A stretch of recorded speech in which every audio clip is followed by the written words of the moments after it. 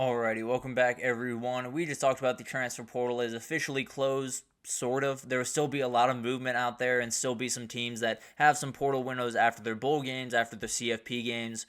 There will be plenty to talk about. We'll leave it at that for the time being. We will update you as you need to know, but let's get to some questions for the CFP quarterfinals that we were getting this weekend. There's some really interesting things to kind of get into here, but let's start with the one that everyone wants to know. Will we get more interesting games this time around? Because the reality is, the closest line was -7 with Ohio State, Tennessee. None of them covered their line. So it was a lot of blowouts. Let's just be totally honest. Texas was actually the closest to covering their line. They won by 14. The line was 13.5. So it was ugly. Let's just be totally honest. It was not what we wanted out of the first round games. It was probably what we should have expected, to be totally fair. But at the end of the day, the last week it was -7 Ohio State, Tennessee. That was the closest line that we had in this entire thing. This week we do have -2.5 Ohio State, -1.5 Georgia. I think it's fair to say we're going to get at least one good game between those two. I like to think we'll get both good games, but I'll hedge myself. I'll say we'll get at least one game that is going to be a really fun one between that. Then you do have Texas favored by 12.5, Penn State favored by 11.5. So that adds a little bit different of a conversation here, no doubt about that. But when you talk about those two games, who are the two best players in those games? It's Ashton Jeanty for Boise State, and it's Cam Skattebo for Arizona State. So you have an opening where maybe the best team is on one side, the best player is on the other side, and he gets the ball very, very often. So it'll be interesting to see if they can possibly, make a little bit of a run here and cause some problems. I think ASU is very dangerous and could very well push Texas. Boise State, I said earlier, think that one's going to get a little bit ugly, but at the end of the day, I do think we're going to have a lot of awesome games. I think we'll have two that are going to be absolutely incredible. I think we very well could have three. I think that Texas-Arizona State game, I would be a little bit surprised if we got all four, but at the end of the day, would love to see all four. So I think we have some gems in here. I think it will be much better than the last time that we played, and I think especially when we get this matchup again, it's going to be plenty of fun to watch. I can promise you that. And then let's talk about Ohio State here for a second. Can they sustain that level of play? Can they keep up that level of play as you go throughout this tournament? Because the Tennessee game was incredible. It was as good of football as I've seen really just about anyone in the country play this entire year. They were absolutely incredible. They were clicking on all cylinders. It was incredible to watch. There's no doubt about that. Can they keep that up for multiple games in a row is a huge question mark, because they've done this at different points this year. They've played really good football. They come back the next week, and it just looks a little bit off. It happened against Nebraska. It happened against Michigan. So you're in a position where you got a lot of stuff to figure out, and you got to make sure that you have everything, your ducks in a row. And in a lot of ways, it comes down to this offense. Letting Will Howard make those throws that he's becoming more and more confident making, and then just throw it to number 4. I know it's not, great football analysis. I know I'm not breaking down X's and O's very well here, but the reality is the kid's an alien. Throw the ball up to him. Let him make a couple of plays. He will come down with it more times than he won't, and you will come down with a win more times than you won't if you trust that kid. So it comes down to Ryan Day and Chip Kelly, making sure you get your guys out on the outside to make some plays, and then you just feed the ball to number 4 and let him do what he does. And then you got a number of other things to worry about. Will Howard played an incredible game, played the best game that really I've maybe ever seen him play, probably since that Big 12 championship game that I've seen him play last week against Tennessee. The reality is he's got to keep it up. He has not necessarily been the most consistent commodity throughout this year, and he's going to have to really play that elite level football throughout this year or throughout the next couple of games if they're going to want to continue to move on. That O-line is going to have to continue to play well, where that's still a big-time question mark as you head into this one, and then that defense has to be that defense. But Ohio State has everything they need to possibly keep up. They have everything they need to keep that pace up and to be playing elite football throughout this tournament run.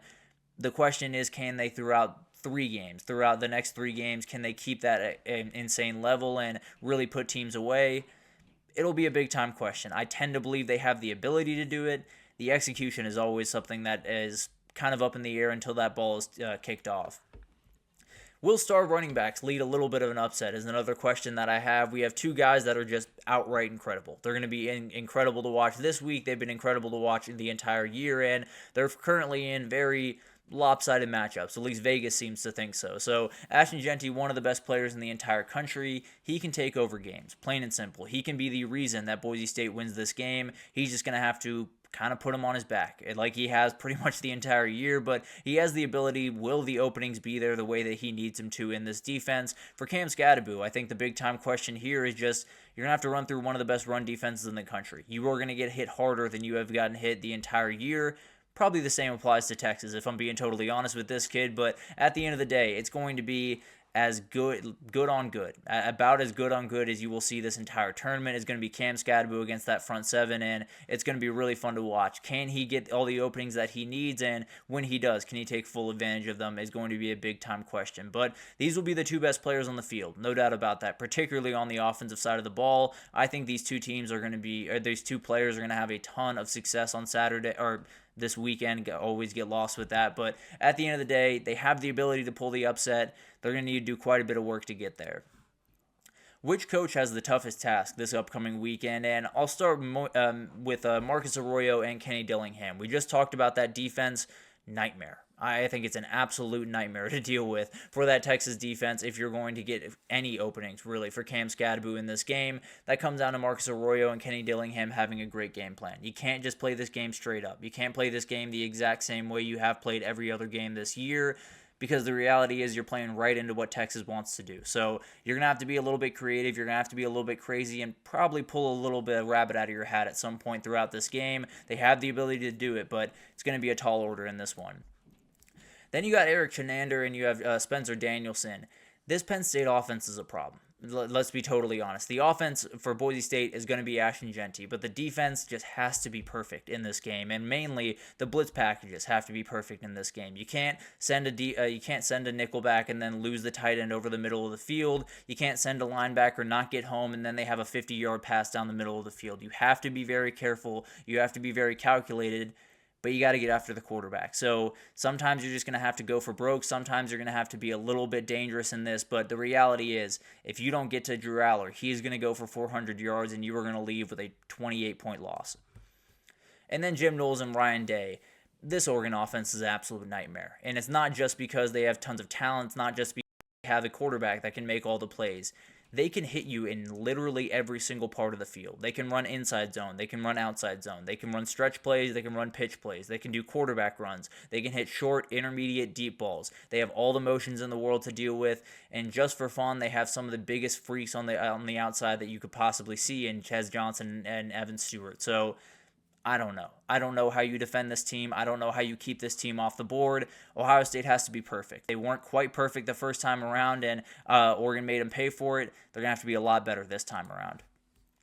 Matchup of the week. Chip Kelly against Tosh Lupoy, I just cannot wait for. It's going to be so much fun to watch. Chip Kelly put together one of the best game plans I've seen in quite some time against Tennessee. When he got all those guys out on the edge, really played around with what Tennessee was doing, gave his offensive line tons of chances to get a little bit easier of a block in some of those respects. So he did an incredible job. Tosh Lupoy kind of beat him the first time around. There were a couple of different moments where Tosh Lupoy did a number of really incredible things. Obviously, the Ohio State offense played plenty well in that game, but Tosh Lupoy probably won this battle the first time around. Chip Kelly's going to want to win it the second time around. And then staying in that game, Tez Johnson versus Denzel Burke. That's what everyone's going to be watching. Number 15 against number 10, because number 10 got KO'd. He got absolutely knocked down in the last one, and he was just torn to pieces. Let's just be totally honest. Denzel Burke had a day to forget, and he very much wants to get back there on the field. He wants to line up in front of number 15. He wants to win that battle this time around. It's going to be an awesome one to watch, no doubt about that. And then we talked about this one. It's about as good as it gets. It's two just absolute physical units. It's two of the meanest units in the entire country. They're going to be collisions in this game. It is going to be a war of attrition. It's going to be whoever quits first type of thing in this game. So it's going to be incredible to watch all of that unfold, and definitely will be a huge thing to watch in this game. Could be one of those battles that just outright decide it. And then Rust versus Rust. What will win out is a big-time question, because this is the first time we're going to be able to see it. You know, a lot of these teams haven't played since championship weekend. 4 of them played 10 days ago. So which one will win out? Which one is a little bit better? I tend to lean towards, you want to have played the game, then have all that time to sit out. it's up in the air. It's kind of a case-by-case basis. I do think that Ashton Genty and Cam Scadaboo definitely really benefited from that time off to kind of get themselves fully healthy. I think Texas could have benefited really well from that time off to get Quinn Ewers' health where they wanted it to be. Obviously, he's a little bit more healthy now regardless, but definitely some different things to be on the lookout for. And then at the end of the day, it probably won't be a deciding factor in this game. I understand that's going to be a big topic of conversation, and it'll be interesting to see, how much is Ashton Genty, is he more springy in this game? Does he have that breakaway speed that he's kind of lost throughout this year? Are there a couple of those things that we see that really stand out, or is it pretty much even footing? It'll be hard to tell until about halfway through these games, but overall, definitely will play something of a part. I don't know how big of a part it will play, but a couple of questions here from Anthony before we wrap up here. I love the energy. I love the energy. You're very anti-James Franklin guy, and I understand that's impulse. I'm not arguing that by any means, but it'll be really interesting to see what happens here. I think Boise State's one of those teams that they do a lot of really good things. They do a lot of things right. They don't give you a lot of things. They run the ball very effectively. They're not going to put the ball in bad positions, and they're going to get after you on the defensive side of the ball. So there's an opening there. There's no doubt about that. They're going to have to start that game fast. If they fall down by 7-14 early on, it's going to be a really ugly game, and it's going to get ugly early. I can almost promise you that. And then you're talking about the run fits with the linebackers. Absolutely. It has been an issue at different times for Texas. They've been able to make up for it in a lot of ways with those safeties that come downhill so quickly, like Michael Taft, like Andrew Makuba, but definitely something to think about. Cam Scadaboo is going to be able to take advantage. If Anthony Hill jumps one gap over, Cam Scadaboo can put his foot in the ground and get upfield in the other gap. So it's going to be a lot of different things, and it's going to be one of those things where it's not just a pound, 3 yards and a pound of dust. It's going to be a lot of different things, and you're going to have to see how those linebackers play. It's going to be a huge task for Anthony Hill, for David Benda, for Leon Leafau, a lot of really talented guys in that linebacker group, but it has been something of an issue thus far this year. Hasn't quite come back to bite them, but this is the best running back they've played all year, that is for sure. But that'll do it. I'm going a little bit long here. Don't want to run into my guy Kenneth at all, but thank you so much for tuning in to the GSMC College Football Podcast, brought to you by the GSMC Sports Network. Your support means a lot to us, so please remember to subscribe to the show, leave a positive review. It does make a huge difference. Also, follow us on Facebook, Twitter, TikTok, Instagram, all the social pages for all the content and updates you could possibly need. We have great people covering every single sport you could want. So anything in the world of sports you need, come on over to GSMC and we have you totally covered. But thank you once again for listening, and I will see you guys tomorrow for all the other picks for the CFP Quarterfinals.